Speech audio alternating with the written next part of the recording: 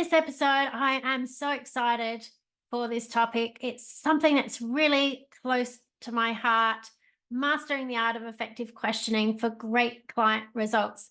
Now, I'm just off the back of teaching NLP practitioner training for 7 days. And so this is really front of mind for me. And so I really want to just have you think about this for a moment. Have you ever felt that there was more going on for your client than what they were telling you, but you just couldn't put your finger on it? Like there was just some incongruency, and you're just thinking, okay, so they're telling me this is their problem and they're telling me this is what they want to have. But how is it that they can't get that for themselves? How is it that this is a problem? Like maybe you'll feel like there's some inconsistencies. You're just getting a sense of there's some inconsistencies in how they're explaining what they want or what's stopping them from achieving it. Or maybe you get a sense that they're not even congruent with their ability to get that outcome. They're just not aligned. And this is really common when we start working with people, okay? So people come to us with these problems and they are generally at effect. Like they feel like there's a problem and the cause of that problem is out of their control. And so they're looking for that. So a big part of effectively helping someone get beyond those barriers and those challenges is understanding how are they structuring this problem. Because, and this is why I love NLP so much, right? Is that when people have got a specific situation, often they say, I have a problem. But in NLP, we know that they're actually doing a problem. They're doing a problem. They're doing a process in their mind through the information that they receive, like the outside events, whatever they can see in their reality, in their world, and they're bringing that information in. But then they are processing that information in a way that deletes some of the information, it distorts some of the information, and it generalizes a lot of the information that's available. And so as humans, this is a big deal, right? This is at the heart of all of people's problems, okay? Because there's a lot of information that we receive every day. You think about every single person you interact with, the things that you hear, see, read, all of these things that are going on around us. We receive something like 11 million, it's supposedly more than that now, but 11 million bits per second of information. So that's like bits per second of information is like different things that we can see, hear, feel, taste, smell. Okay, 11 million different bits of information every second is coming to us. But as human, we can't deal with that much information, right? It's too chaotic. So fortunately, we have some filters that filter that information down. But those filters only are filters that are made up of your own beliefs and memories and values and attitudes. So essentially how you believe the world is. And they filter down that 11 million bits per second, bits of information per second, so that you only really access about 134 bits per second. Okay, so that's like 99% of the information that's available is deleted, distorted, and generalized down to create a reality that you experience. Okay, so the bits that we focus on or the bits that we take in are only the bits that match what we already think, feel, and believe about the world. Okay, that's a massive thing.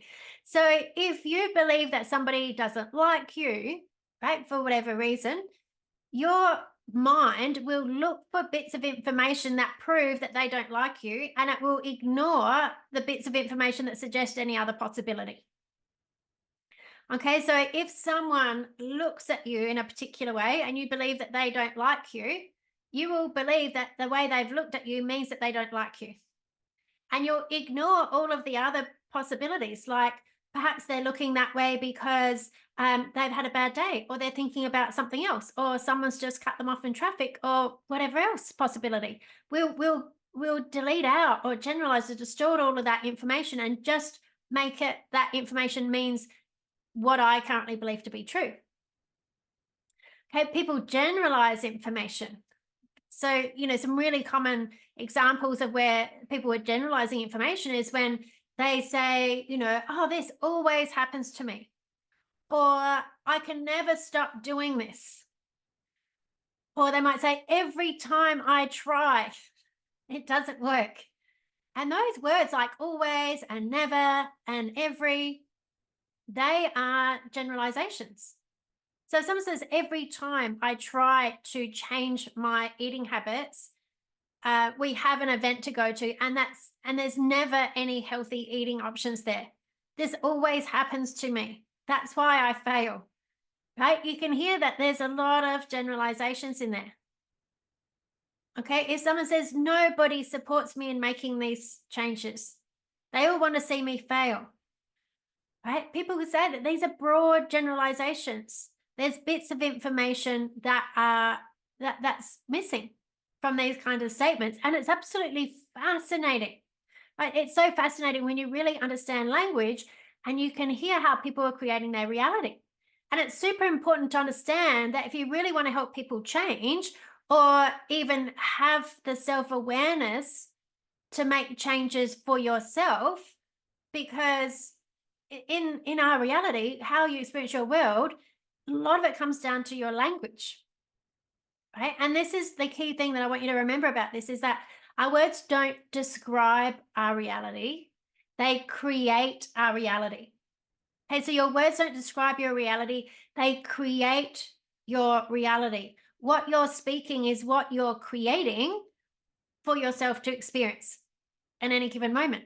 Okay, so what that means is if you can understand how someone is creating their current situation that is a problem for them through listening into and recognizing the structure of what's being said, rather than getting caught up in the story that they're telling you. Okay, so if someone says, everybody says this, if you just believe that everybody says this, you're caught up in the story, right? But if you go, oh, they said everybody, that's a broad generalization.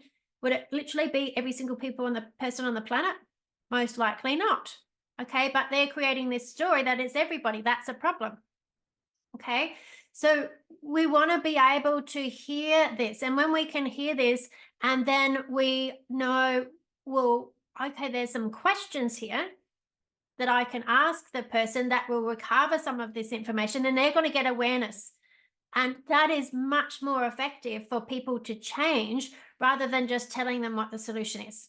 Okay, people always are more empowered and will change quicker when they recover the information for themselves rather than you just telling them the answer. And so the trick to that is effective questioning.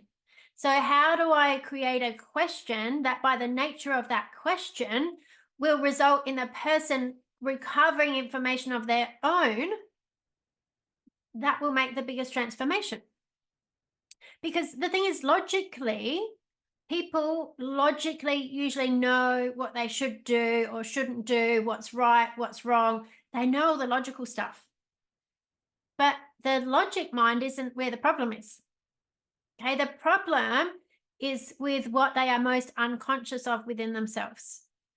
And that's where having some questioning superpowers comes into play in a really big way. So when you can recognize what's being deleted, what's being distorted, or being generalized in your client's explanation of the situation they are in, then you can know what questions to ask, and you'll help them get the greatest self-awareness, and that will facilitate the deepest transformational change that you can possibly help your clients with. So the first step, okay, in this process is understanding what your client says is just their representation of the situation. Okay, it's just their representation of the situation. And generally is a disempowering one, and that's why they are seeing you. Okay, that's why they're coming to you saying, I've got this problem and I don't know how to solve it for myself. All right. And so in unpacking how your client describes what is happening, while you're listening, you are identifying a few key points. And the first one is, are they taking responsibility for their situation and their own results? Or are they being at effect to someone or something outside of them? Because we've got to remember, right? No one can make you do anything. Every situation you are in comes from choices that you make. And you can refer to, I did a whole episode about this. This is the key thing if you want to create change in your life. I think it was episode 31. Whole thing about cause and effect, very, very powerful. Go and listen to that episode as well. Okay, so we got to make sure, are they being at cause or effect? Because we've got to get them to at cause for them to be able to change anything. And then the second thing we've got to have awareness of is, what information are they leaving out right now? Are they generalizing and leaving out the possibility that it isn't, in fact, every single time or absolutely always the case? Okay, so we can ask them, is it everyone? Is it really always? Are there times that that's not the case? Okay, so we can ask those questions.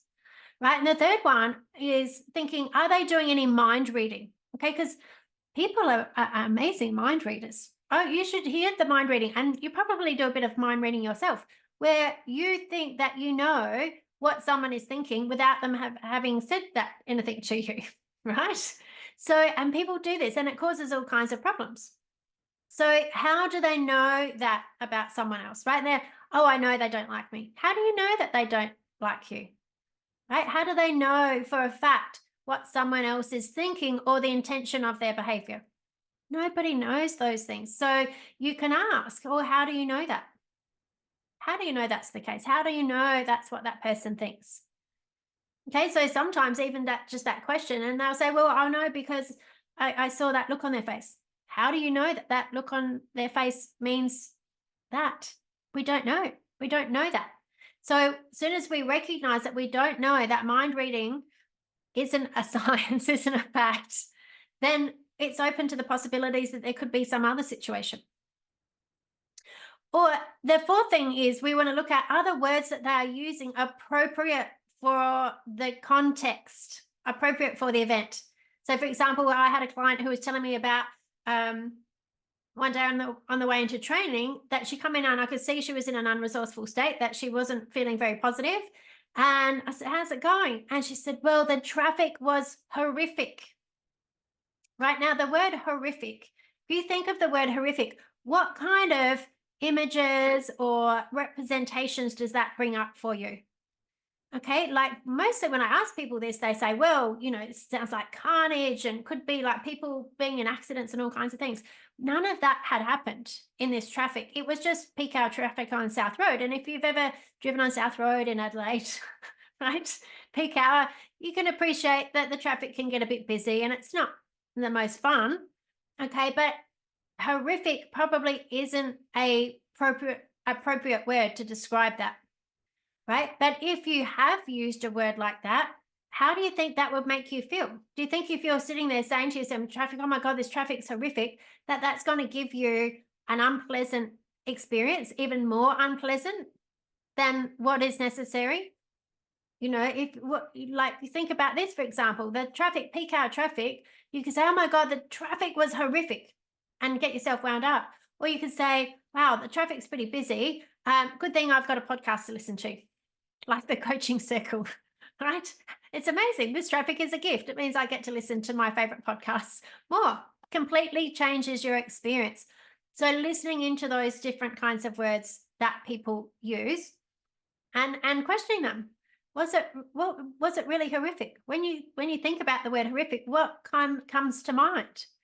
And you hear the distortions, because even when I did ask this person about what it was like, they said, oh, and the person was right up behind me and I could see their eyes were huge in the rearview mirror. Their eyes weren't any bigger than normal in the rearview mirror. But when you're telling yourself these things of how horrific it is and how terrible it is, your mind distorts information. Okay, mind distorts information. So we want to recover what's really going on in that situation. And once you identify what information is left out, you can then formulate a question to recover that information, like I've just explained, and so for example, if someone was saying, well, I can't stick to my health goal because, my kids always insist that we eat Hungry Jack's or McDonald's on the weekend or whatever. Okay, so you think about that. Did your children pay for it? Did they strap you down and force feed that to you? Right? No, we're going to recover the choice. The choice is the parent paid for it. And even if you pay for the kids eating it, doesn't mean you have to pay for yourself eating it. Okay, so, really recovering that information. If someone says, oh, it happens every single time, you can ask, does it really happen every single time? Has there been times when it didn't happen that way? And you can be sure, like when you think about it logically and think from your own life, nature doesn't work that absolute, right? Nature doesn't work that absolute. It's not that clean cut of having something happen exactly the same every single time. So we need to ask those questions that will help recover that information for that person. Okay, your words are so powerful, and this is why I'm so passionate about teaching people how to understand and use language in an empowering way rather than a disempowering way. And like I said, we've got to remember that your words that you speak every single day are creating your reality. What are you saying to yourself and to other people? Okay, do you want to create more of it? Or do you want to, whatever it is you're saying, do you want to speak that into existence? This is a check that it's really important to have for yourself. Okay, there is no coincidence. Here's just a little bit of esoteric magic I'm going to sprinkle into this for you for today. There's no coincidence that we spell words and talk about spelling. Okay, because words have power. You are casting spells with your words. Okay, your words are creating your reality. So use that power for your highest good and speak it how you want it. Okay, it's highly important, and really important that we help our clients do that as well. So the best way to help you recognize the structure of your client's language is to gain awareness of your own language. Okay, so what are you saying to yourself and to other people about your situation? Are you talking about what you like and what you want to create more of? You've got to get really clear about what it is that you want. You got to focus on what you want and talk about what you like and what you want. And when you do that, you'll notice how things quickly will change for you.